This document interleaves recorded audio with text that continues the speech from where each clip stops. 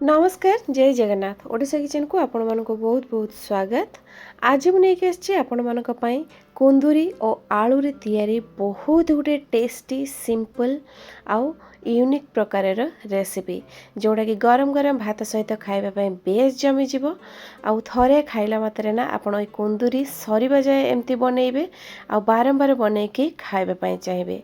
बहुत ही अल्प तेल मसला रे बनिबा सहित मात्र 7 ରୁ 8 मिनिट भितर बनिकी रेडी हो पिला ठारू बड़ समस्ते या निश्चिंत भाव में पसंद करेंगे। ताले चलतु किभଳି प्रोसेस रे आज रेसिपीटी को बनाऊँगी वीडियो को स्किप न करी संपूर्ण भाव में देखि नेबा। आशा करी रेसिपीटी आपण मानकु निश्चिंत भाव में पसंद आसीबो। से नहीं जाइए मुझे 300 ग्राम कुंदूरी को भल भाव में मुझे धोईकी सफा कर नहीं आमती 4 फाड़ करके काटी नहीं। आपण चाहिए 2 फाड़ करके काटिकी नहीं पारे ना आपण पसंद अनुजाई या ठारू पतला काटिकी नहीं पारे। ये 2टा बड़ साइजर आलू को मु चोपा छड़ेकी धोईकी ताकि लंबा लंबा टिके मोटा मोटा करके काटे नहीं।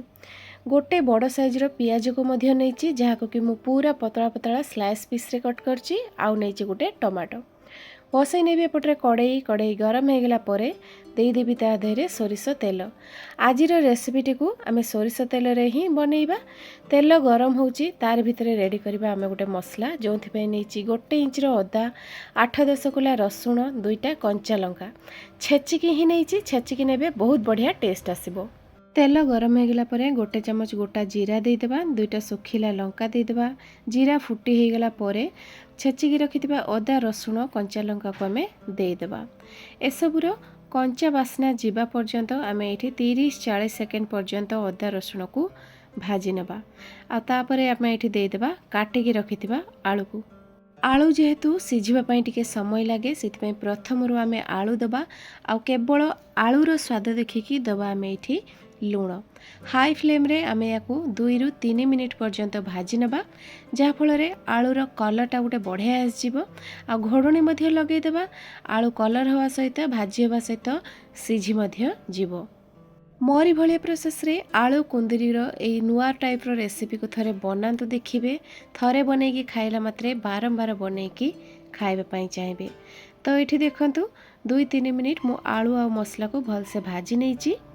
आलू भजार कलर चेंज हो गलानी आलू आमर 50% सिझी गलानी।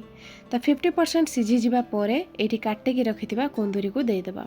कुंदूरी आउ आलू को दे सारा परे आमे गैस रो फ्लेम को एठी पूरा हाई रे फास्ट रो ही रखिबा। आउ एबे मध्य हाई रे रखिबा बिल्कुल भी एबे घोड़णी लगेइबानी। आउ कुंदूरी दे सारा परे हाई फ्लेम रे आमे याको आउ 2 मिनिट भाजी नबा। कटा होइथिबा पियाज को देदेबा और जो काटिकी रखिथिली टमाटो को मध्य देदेबा। एमिति स्लाइस पीस रे पियाज को देबे देखिबे तरकारी रो टेक्सचर बहुत बढ़िया आसीबो। तो पियाज टमाटो दे सारा परे आमे याको भलसे आउ 1 मिनिट पर्यंत एमती गोळाई देबा। घोड़णी बिल्कुल लगेइबानी। आउ एठी केवल आलूर स्वाद देखिकी आमे देइथिले लुण। एबे आमे कुंदूरी टमाटो अन्यान्य मसला को देखिकी लुण देदेबा। आधा चामच हळदी गुंड मध्य देदेबा। गोटा जीरा देइचे तेणु जीरा गुंड देवा दरकार नहीं। ये 1 चामच धनिया गुंड देदेबा। लंका आमे कंचा लंका देइथिले कलर पाई काश्मीरी लंका गुंड देदेबा। आधा चामच चाहिए गरम मसला गुंड मध्य आपण देई परिबे बेस बढ़िया टेस्ट आसीबो। एसबू को देकी आम या मिक्स कर सारा गैस रो फ्लेम को ये आम पूरा लो टू मीडियम रे रखिबा। कहीं गुंड मसला देचे जदि हाई फ्लेम रे भाजुचे गुंड मसला जली जीवो। तेणु लो टू मीडियम फ्लेम कर देकी 5 मिनिट पई आम या घोड़णी लगेकी छाड़ीदेबा। 50% आलू आमर सिझी थिला। अब एबे देखंतु हमर आलूटा पूरा बढ़िया से सिझी जाइए आ कुंदूरी मध्य सिझी जाइए। आ तरकारी टेक्सचर देखि पारथिबे बहुत बढ़िया आसीची। तेणु मु निश्चय चाहिए ये आप थरे घरे बनातु। बस आमर कुंदूरी आलू भजा नुआ प्रकार भजा बनिके पूरा पूरी रेडी हो जाइए। आपण या गरम भात सहित खाई पारिबे, पखाळ सहित खाई पारिबे, रोटी पराठा सहित मध्य खाईपारे। तो भजा आमर पूरा पूरी रेडी। एबे हमें गैस फ्लेम को पूरा बंद करदेबा आ गरमा गरम सर्व करनेबा। तो दर्शक बंधु आशा करछि आज रेसिपीटी आपण मानकु निश्चिंत भाव में पसंद आस्तिबो।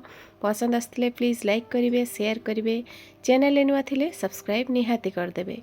पुणी देखा हबो आ गोटे नुआ वीडियो रे नुआ रेसिपी सहित। सेही पर्यंत रहउछि नमस्कार, जय जगन्नाथ।